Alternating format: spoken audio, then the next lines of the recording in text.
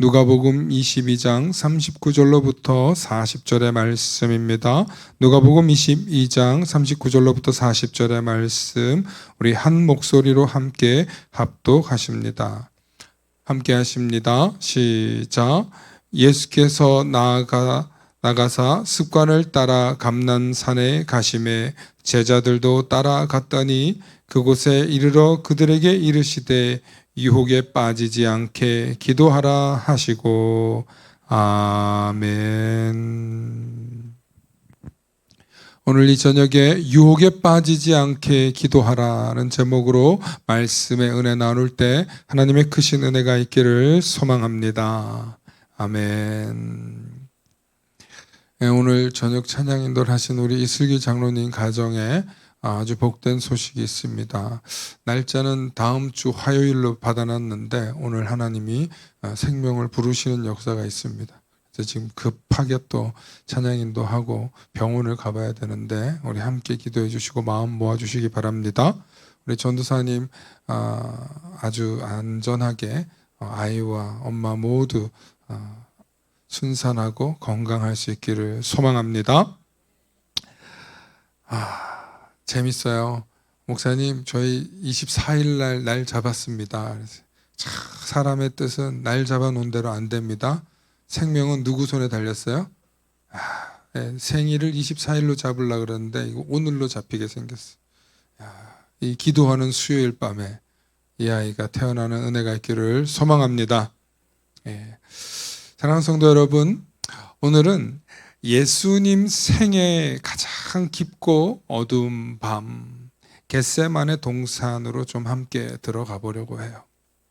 사실 이 말씀은 우리가 너무 잘 아는 말씀인데 오늘 이 저녁에 주시는 말씀은 우리가 사실은 캄캄한 밤에 또 음침한 밤에 어두운 밤에 그런 때 이 말씀을 들어야 돼요. 사실은 그렇게 칠흑같이 어두운 밤에 여러분 그 숲이 깊이 우거진 산 속에 들어가면 어둡습니다. 길이 비춰지는 달빛이 있는 그런 달이 있다 하더라도 산 속은 굉장히 어둡습니다. 여러분 그런 길 걸어 보셨습니까? 저는 언젠가 설교 시간에도 말씀드렸는데 어머니하고 그 밤길을 늦은 그 시골에서 마차를 타고 도착했더니 9시 반인데 그날따라 그렇게 캄캄한 거예요. 그 캄캄한 밤을 찬양을 부르면서 5살짜리가 어머니랑 같이 이겨냈다는 거 아닙니까? 그런 추억이 있는데요. 지금 생각해 보면 또 그런 경험, 또 여름 수련회나 또 뭐 겨울 그런 뭐 캠프 같은 거 하면 캄캄한 밤에 옛날에 그 신앙 훈련 한다 그래가지고 공동묘지 괜히 막 몰고 가고 그런 기억 안 나세요, 여러분들? 어릴 때 저도 그랬던 기억이 납니다. 캄캄한 밤 그곳에서 기도한다는 건 일반인들에겐 굉장히 두려운 일입니다. 저도 뭐 원래 겁이 없는 사람은 아닌데 이제 목사가 되어고 나서는 뭐 죽으면 죽으리라 순교한다는 각오로 살아가니까 그런 게 좀 없기는 한데요. 아마 평범하게 살아가시는 분들이 깜깜한 밤에 홀로 걷는다면 굉장히 무서울 거예요. 제가 이렇게 공부를 하다가 늦은 밤에 여기 교회에서 한 11시인가 12시 너무 졸리는 거예요. 근데 레포트는 제출해야 되고 그래가지고 밤을 새는데 그냥 이 뒷동네를 한번 걸어볼까 하고 걸어봤거든요. 우리 여기 뒤쪽에 보면은 산이 꽤 깊어요. 그거를 다 도는데 1시간 반 걸리더라고요. 뒷길로 다 돌아가지고 근데 그날따라 캄캄한 밤인데 아니 진짜 저는 하나도 안 무서운데 반대로 생각해 보세요. 혹시나 캄캄한 밤에 날 보면 그 사람이 얼마나 무서워. 그 생각을 하고 밤에 돌아다니면 안 되지. 한번 그냥 제가 뭐 무슨 목사가 그렇게 밤에 돌아다녀 한번 그렇게 해봤는데 그 숙제는 해야 되고 잠은 깨야 되고 그래가지고 걸어봤는데 잠깐 한 30분이면 걸을 줄 알았더니 우리 교회 뒷산으로 걸으니까 1시간 반이 걸리더라고요. 저 우사 있는 곳까지 다 도니까. 근데 저는 겁이 안 나요. 무섭지 않아요. 근데 반대로 혹시나 그 시간에 늦은 밤 차 타고 내려서 집에 가시는 분이 저를 보면 얼마나 무섭겠어요. 이렇게 덩치 큰 남자가. 그래서 나 같은 사람은 밤에 돌아다니면 안 된다. 할렐루야. 예. 네, 신기합니다. 배터리가 나가는 일도 다 있어요. 그래서 그렇게 캄캄한 밤을 보냈다는 얘기를 하는 건 뭐냐면, 우리 예수님께서 그 캄캄한 밤에 엄청난 배신과 죽음의 공포가 다가오는 그 순간에 예수님이 제자들에게 권면한 내용이라는 거죠. 그게 뭐냐면, 너희가 끝까지 유혹에 빠지지 않게, 다른 성경에는 시험에 들지 않게 기도하라는 것입니다. 이것은, 이 기도하라는 내용은 단순한 권면이 아니라 영적 전쟁의 최전선에서 모든 것을 잃어도 절체절명의 위기 앞에서 가진 모든 것을 잃고, 심지어는 건강조차 잃고 혹은 죽음이 임박해 있는 그 순간에도 유일한 무기가 우리에게는 기도이기 때문인 줄로 믿으시길 바랍니다. 여러분, 우리가 기도할 때 어떻게 기도할 수 있습니까? 하나님, 날 구원하소서. 하나님, 나를 붙들어 주소서. 하나님, 나를 지켜 주소서. 하나님, 나의 이 위기와 고난 속에서 지켜 주시옵소서. 우리는 그렇게 기도할 수 있습니다. 그런데 우리가 언제 기도를 안 하게 되냐면, 우리가 언제 기도에 실패하게 되냐면, 유혹이 올 때, 시련 말고, 어려움 말고 유혹이 올 때 우리가 기도하기가 어렵습니다. 오늘을 살아가고 있는 많은 그리스도인들은 이 시대가 영적 전쟁터 한복판에 서 있다는 것을 잊어버리고 살아갑니다. 영국의 대학자요, 그리고 또 기독교 계몽운동에 엄청난 영향력을 쓴 C.S. 루이스라고 하는 신학자가 있습니다. 이분은 평신도인으로서 신학을 하신 분인데 엄청난 책을 쓰신 분이에요. 우리가 알고 있는 나니아 연대기라고 하는 그런 소설이지만 그 속에 기독교 정신을 담은 또 문학 작가이기도 합니다. 그런데 이분이 현대 그리스도인들, 거의 100년은 아니지만 한 80년 정도 전의 분인데요. 오늘 현대 그리스도인들에게 가장 큰 시험은 뭐냐? 바로 유혹이라는 것. 물질의 풍요, 질병을 극복할 수 있는 의학의 발달, 그리고 생명의 연장, 많은 것들이 풍족해져가는 이 세상 속에서 우리는 끊임없이 예수 없어도 살아갈 수 있겠거니 하는 그런 유혹에 빠지게 된다는 것입니다. 성경을 통해서 우리에게 쉴만한 물가요 푸른 초장으로 인도하시는 주님의 그 초장으로 인도하시는 은혜가 있지만, 그 초장에만 가면, 그 푸른 쉴만한 곳으로만 가면 우리는 그 평안을 누리느라, 그 풍요로움을 누리느라 우리가 영적 전쟁터 한복판에 있다는 사실을 망각한다는 거예요. 요 며칠 전에 전쟁이 지금 있습니다. 세상에, 아니 전쟁을 하다니요. 아니 몇 년 전부터 어디입니까? 이 러시아와 우크라이나가 전쟁을 하더니 어느새 이스라엘과 또 팔레스타인이 전쟁을 하더니 이제는 이란하고 전쟁을 하고 막 점점 전쟁이 확산되고 있어요. 여러분, 그런데 평온한 지역에 미사일 하나가 떨어지니까 초전박살이 나는 거예요. 평안.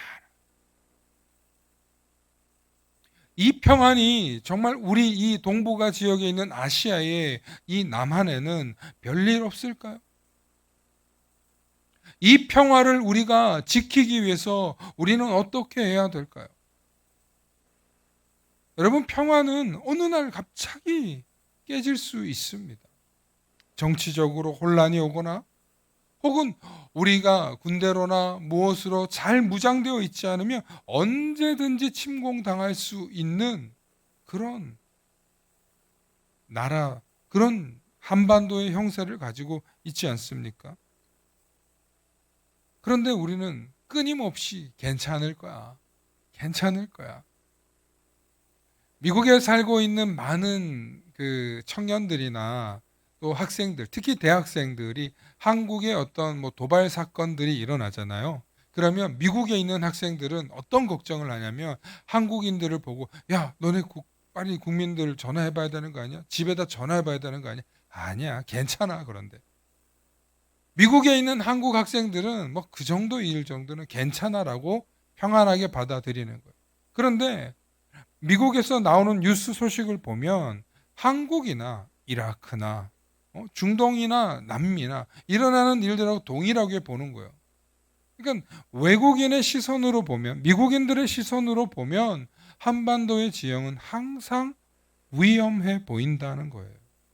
그러니까 우리가 지정학적인 위치가 있기 때문에 우리가 평화를 지키기 위해서 안으로는 단단히 뭉치고 정치적 권력 싸움을 좀 절제하고 적당히 좀 하고 안으로 국방을 내면을 튼튼히 할 수 있는 국가가 될 수 있기를 바랍니다. 그러니까 누가 정권을 잡았든 간에 어떤 정치가 됐건 간에 여러분 함께 기도하고 응원할 수 있기를 소망합니다. 여러분 중요한 건 우리가 안에서 계속 불평하고 원망하고 그러잖아요. 그러면 우리 안에 평화로울 수가 없어요. 무엇보다 중요한 건 우리 스스로를 지키기가 어려워진다는 거예요. 오늘날 한국에 많은 사람들이 풍요롭고 안정되니까 이 한반도가 굉장히 괜찮은 줄 알아요. 그렇지 않습니다. 항상 위기가 있다는 사실을 기억하시고 나라를 위해서 기도해 주실 수 있기를 소망합니다. 그런데 오늘도 제가 전철을 타고 이렇게 오는데 어르신들이 이제 뭐 노인의 오늘 대표 회의가 있으셨나 봐요. 어른들이. 내기하면 이 어르신들이 대부분 7, 80이 넘으신 분이에요. 다 나라 걱정을 하세요. 참 나라 걱정해 주시는 어른들을 뵈면서 또 감사하면서 또 한편으로는 이 나라와 이 민족을 걱정하는 어른들이 있다는 게 저는 또 다행이다라는 생각을 했어요. 여러분 연세가 많이 드시고 또 인생을 사신 분들이 얼마나 살겠어 할 것 같잖아요. 그렇지 않아요. 오히려 아는 게 많고 또 본 거 들은 게 많고 경험이 많으시니까 참 다양한 이야기들을 하시더라고요. 제가 그 중에서 한 이야기를 하시는 거 보았는데 그냥 아주 그 작은 일이었어요. 해프닝인데 어떤 분이 짐을 이렇게 지르고 오다가 그 짐이 쾅 떨어졌어요. 근데 이게 꽤 큰 소리가 났어요. 꽝 하니까 어르신이 뭐라고 농담을 하시냐. 한 80은 다 돼 보이시는 어르신인데 전쟁 나는 줄 알았어. 표현이 전쟁 나는 줄 알았어. 그러는데 저는 그게 지나가게 들리지 않는 거예요. 그러면서 이제 뭐 한 80 어르신과 70 어르신 할머니 할아버지가 서로 웃으면서 얘기하시는데 나라 걱정하시는 얘기하다가 그 말을 하시는 거예요. 어른들은 걱정하시는 게 그런 거죠. 정말 작은 거에도 큰일 일어날까 봐 염려하시는 겁니다. 사랑하는 성도 여러분, 별일 아는 게 아니에요. 우리가 살고 있는 이 시대는 늘 우리 속에 영적인 전쟁이 있다는 사실도 기억하실 수 있기를 바랍니다. 이 세상도 전쟁이 일어나고 있지만 우리 삶에도 끊임없이 영적인 전쟁이 일어나고 있는데 그 첫 번째가 뭐냐면 우리를 유혹한다는 거예요. 우리를 걸려 넘어지게 하려고 한다는 거예요. 미워하게 하고 원망하게 하고 시기 질투하게 하고 내가 더 가졌노라고 내가 더 배웠노라고 내가 너보다 더 낫다고 그렇게 우리 마음속에 끊임없이 부채질해요. 요즘같이 날씨 더울 때 쉽게 어때요? 불쾌지수가 올라가잖아요. 요즘같이 날씨 더울 때 쉽게 이런 말 하더라고요. 짜증나 이런 말들 하시더라고요. 쉽게 이 습도가 높고 그러면 그럴 수 있습니다. 그런데 우리는 이게 영적인 싸움이라는 걸 알아야 돼요. 누군가 그렇게 말을 할 때 나도 입 밖으로 나올 수 있지만 삼키고 그렇지. 날이 더워서 그렇지. 이럴 때일수록 인내해야지. 이럴 때일수록 절제해야지. 그러실 수 있기를 바랍니다. 여러분, 우리 계속 영적 전쟁이 우리에게 있습니다. 그런데 이 영적인 전쟁을 극복하고 계속 참기만 하면 스트레스 받잖아요. 참기만 하면 사람이 화가 쌓이거든요. 그럴 때 우리가 할 수 있는 무기가 있는데 그게 바로 뭐냐면 기도입니다. 하나님, 나 화나. 하나님, 나 속상해. 하나님, 나 오늘 힘들어. 하나님께 기도하실 수 있기를 바랍니다. 기도는요, 우리가 하나님 이것도 감사합니다. 이것도 찬양합니다. 하나님 이것도 이루어 주시옵소서. 이런 소망의 기도도 있지만 기도는 대화이기도 합니다. 하나님께 드리는 하소연이기도 합니다. 그래서 우리가 우리의 이 기도를 통하여서 하나님께 하소연할 때 우리의 영혼을 지키는 방패가 나타나는 줄로 믿으시길 바랍니다. 유혹도 있지만 또 우리를 힘겹게 하는 일들도 있거든요. 그럴 때마다 우리의 강한 의지를, 우리의 또 지킬 수 있는, 절제할 수 있는 능력을 우리에게 도와주시는 건 기도예요.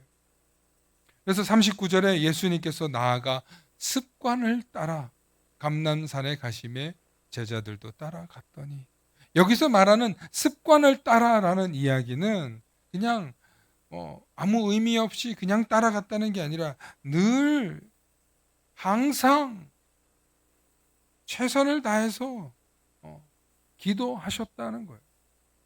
그러면 우리 예수님께서는 왜 기도하셨을까? 왜 예수님은 기도를 습관처럼 하셨을까? 그것은 인류 역사상 가장 끔찍하고 또 중요하고 하나님의 공의를 이루어야 하는 십자가 사건을 앞두고 있었기 때문이라. 그러니까 예수님께서 모든 것을 다 이루었다라고 하시기 전까지 예수님은 그 십자가 사건을 앞두고 그것을 달게 받기 위해서, 그것을 끝까지 받기 위해서 예수님은 기도하셨다는 거예요. 그러므로 기도는 바로 예수님의 힘의 원천이고 예수님의 능력의 원천이고 예수님의 하나님의 약속을 이행할 수 있는 하나님과 끊임없이 교감하는 시간이었는 줄로 믿으시길 바랍니다. 그런데 여러분, 우리가 하나님 앞에 나와서 기도하는 시간, 여러분 골방에서 기도하는 시간, 여러 가지 그 시간들이 하나님과 나와의 소통을 통하여서 나의 영적인 상태를 지키고 보호하고 또 통제하고 그리고 또 나의 영적인 영혼을 깨우는 알람인 줄로 믿으시길 축원합니다. 여러분, 기도의 시간 사실 드리는 거 어렵죠. 시간마다 때때마다 기도의 시간 드리는 거 아마 어려울 것입니다. 그런데 습관을 가지고 훈련하시면 기도하실 수 있어요. 사실 한국 교회에 매우 좋은 전통이 새벽 제단을 쌓고 새벽 기도를 하는 게 있잖아요. 근데 그 시간에 여러분들 나오시는 게 어려우시면 그 자리에서 가정에서도 깨어서 기도하시면 돼요. 골방에 나의 골방을 가지고 기도하시면 돼요. 어느 소방관이 화재 현장에 출동했습니다. 그는 최고의 방화복과 최신형 산소호흡기를 착용했습니다. 그러나 한 가지 잊은 것이 있습니다. 뭘 잊어버렸냐면 산소통을 안 들고 갔어요. 아무리 좋은 장비를 가지고 가도 산소통을 안 갖고 가면 그 불고덩이 안에서 숨을 쉴 수 있어요, 없어요? 이 산소통이 우리의 기도의 시간인 줄로 믿으시길 바랍니다. 그만큼 호흡과 관련이 있는 거예요. 그래서 우리가 힘겹고 어려울 때만 하나님 앞에 나와서 나 힘들어요 하소연하는 것도 괜찮아요. 그러나 우리가 그러기 전에 우리를 더 성숙하게 하거나 우리를 보호하기 위해서 기도의 시간을 가지신다면 그런 어려움 더 빨리 피해갈 수 있잖아요. 그런 어려움 그 기도의 방패로 막을 수 있잖아요. 그 기도의 능력, 하나님이 주시는 산소의 공급으로 채워갈 수 있잖아요. 그러니까 습관에 따라서 기도하라는 것입니다. 예수님이 이것을 아셨기 때문에 제자들에게 기도하라고 명하신 거예요.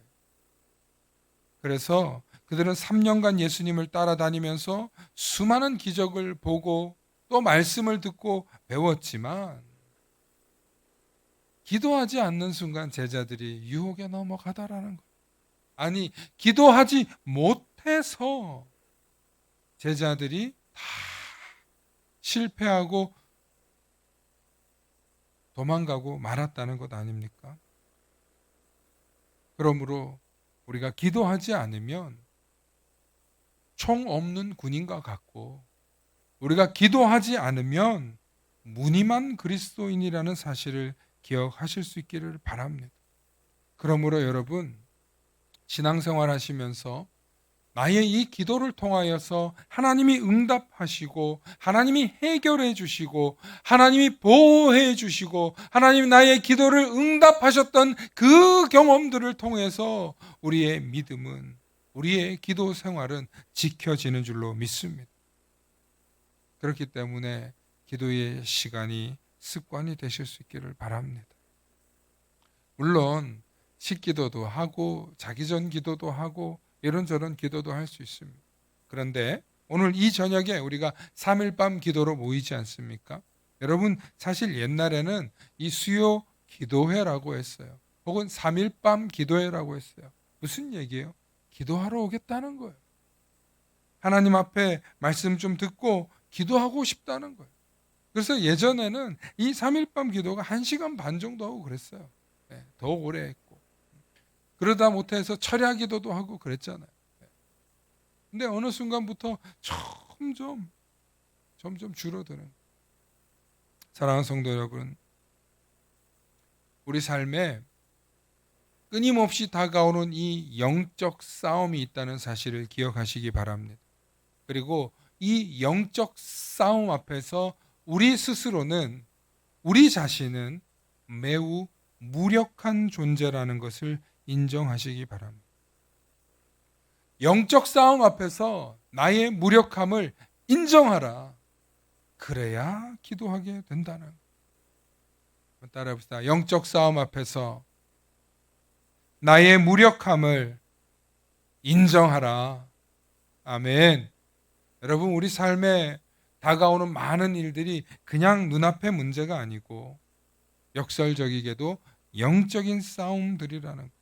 그래서 이 영적 싸움에 나의 지식과 나의 경험과 나의 힘으로 부딪히면 100점100패한다는 것.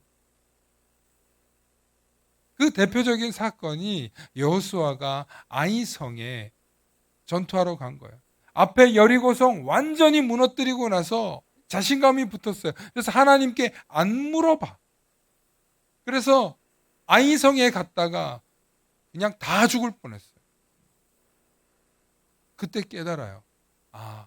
작다고 얕잡아 보면 안 되는 거. 그런데 우리가 그렇잖아요. 이 정도는 제가 할 수 있어요. 언제까지 제가 아버님 어머님한테 의지합니까? 언제까지 제가 이런 것까지 일일이 다 고해 바칩니까? 이런 생각할 수 있잖아요. 그런데 영적 싸움이라, 작은 거 하나하나 그냥 대수롭지 않게 짚고 넘어가잖아요. 그때 우리는 영적인 싸움에 패배하는 거예요. 우리 삶에 문제가 생깁니다. 문제가 발생하죠. 어떤 영적인 것이 아닌 것처럼 보여도 어떤 문제들이 발생했을 때 그 이면에는, 그 뒷속에는 전부 다 영적인 싸움이 있어요.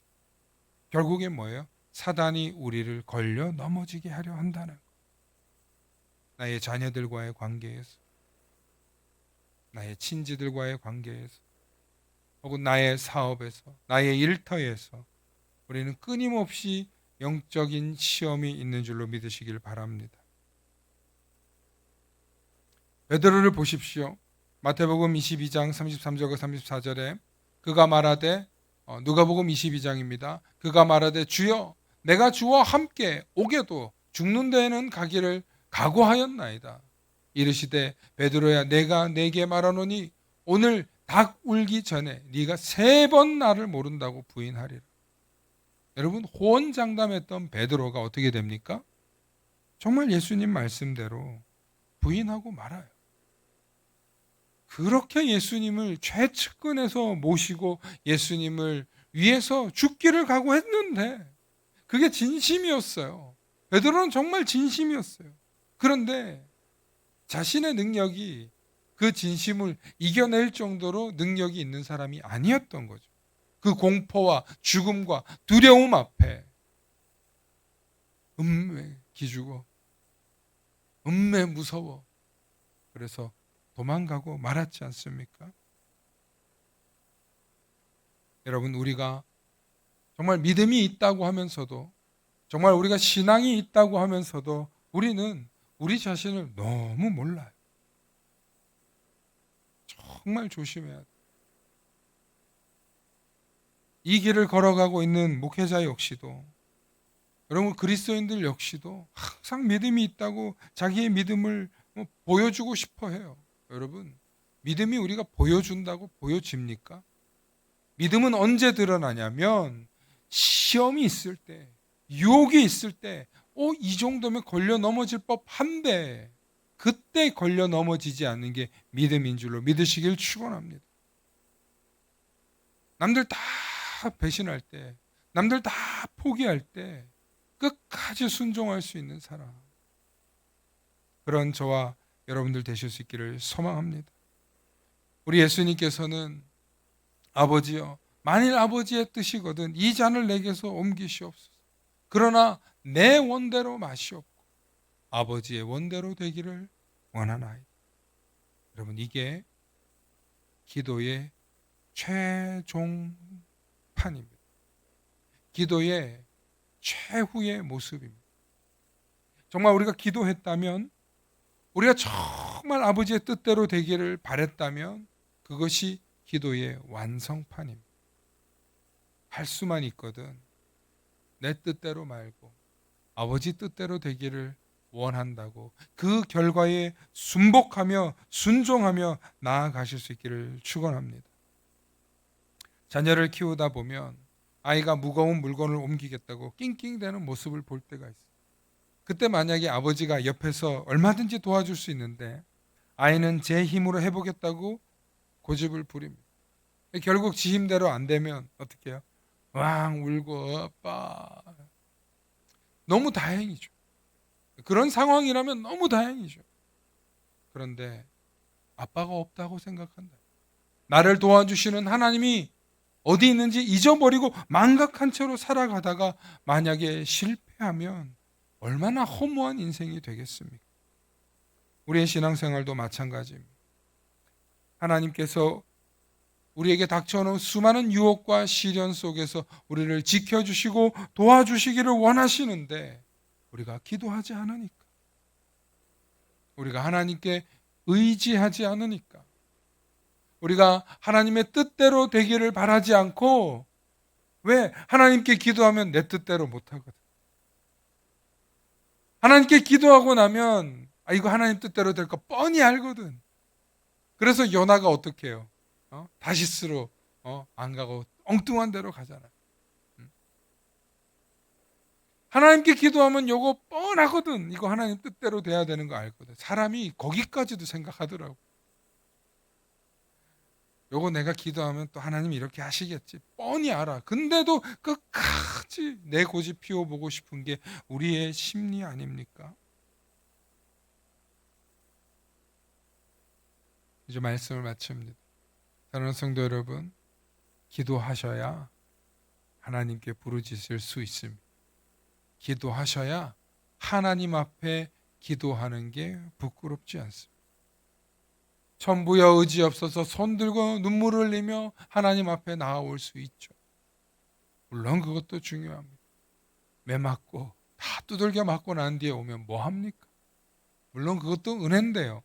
할 수만 있거든 하나님께 칭찬받고 하나님께서 응원해주고 하나님께서 도우시고 하나님께서 함께 해주시는 것을 경험하면서 하나님이 기뻐하시는 대로 자라는 그런 저와 여러분들 되실 수 있기를 소망합니다.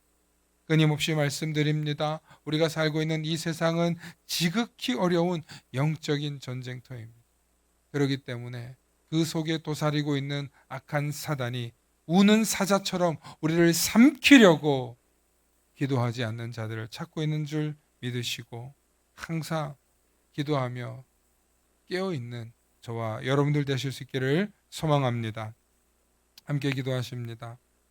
사랑의 아버지 하나님, 참으로 감사합니다.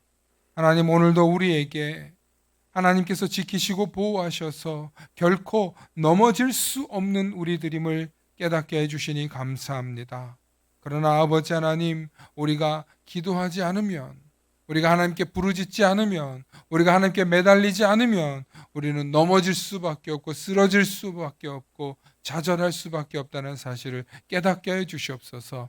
무엇보다 이 영적인 전쟁터인 이 세상에서 나의 힘과 나의 능력을 의지하다가 실패할 수 있다는 사실을 늘 깨닫게 해주셔서 언제나 하나님께 부르짖으며 하나님 나를 붙들어 주시옵소서, 하나님 나를 지켜 주시옵소서, 하나님께 매달리며 부르짖을 줄 아는, 간구할 줄 아는 우리 모든 성도들 되도록 축복하여 주시옵소서. 특별히 오늘 또 출산을 앞두고 있는 우리 이슬기 장로님 가정에도 하나님 기억하여 주셔서 하나님이 도우셔서 그 가정이 온전하고 또 안전한 순산이 일어나게 하여 주시옵소서.